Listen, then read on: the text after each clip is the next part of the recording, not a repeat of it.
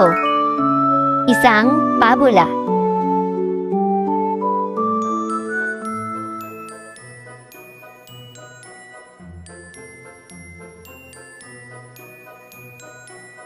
Hayun si inay, nakalutang at kumakampay sa bughaw na langit. Taas noo, walang takot. Higit pa siyang mataas kaysa sa pinakamataas na puno sa kagubatan. Heto naman ako, si Agilita. Isang munting agilang nagsisimula pa lang tubuan ng balahibo. Halos kasing laki lang ako ng paa ni nanay. Kailan kaya ako magiging katulad ni nanay? Kulong ko sa sarili. Nay, ano po ang ginagawa ninyo? Sigaw ko. Lumilipad ako, anak. Gusto kong makita mo kung paano lumipad dahil malapit mo na itong gawin. Sabi niya. Natakot ako sa sinabi ni nanay. Hindi ko po yan kaya, nay. Sabi ko. Kakayanin mo, Agilita. Sabi niya.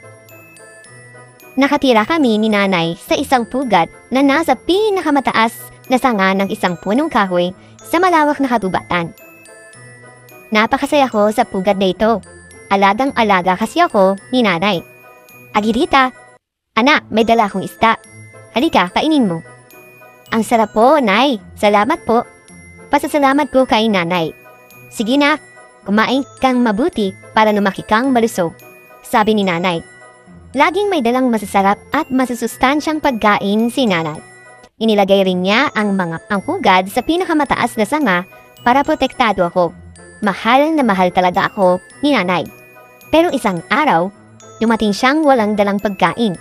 Sa halip, itinulak niya ako sa gilid ng pugad. Nay! Nay! Bakit po ninyo ako itinutulak? Takot po ako, nay! Mabilis ang pagkahulog ko, pero mas mabilis si nanay. Bago pa ako bumagsak sa lupa ay nasalo na ako ng kanyang malalapad na pakpak at ligtas na ibinalik sa pugad. Halos araw-araw itong ginagawa ni nanay sa akin hanggang sa mawala ang takot ko dahil alam kong sasaluhin niya ako.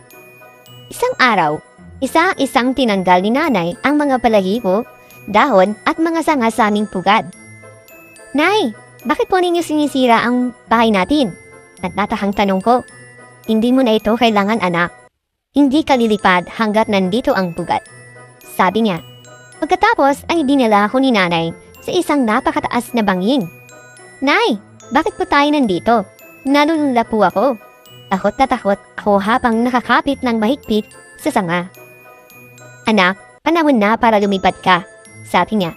Takot po ako, nay. Nahinig kong sabi. Kaya mo, anak. Kaya mo, Agilita. Lipad. Lipad, anak. Isa kang agila. Patunayan mo yan sa mundo, sabi ni nanay.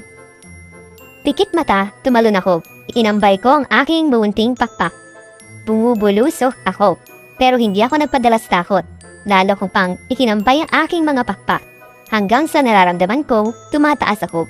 Nakalilipad na ako. Nay, lumilipad ako. Nay, kaya ko na po. Ang sarap po palang lumipad. Tuwang-tuwa ako. Kinaya ko. Hindi ako natalo ng takot. At si nanay ang pinakamasaya sa tagumpay ko.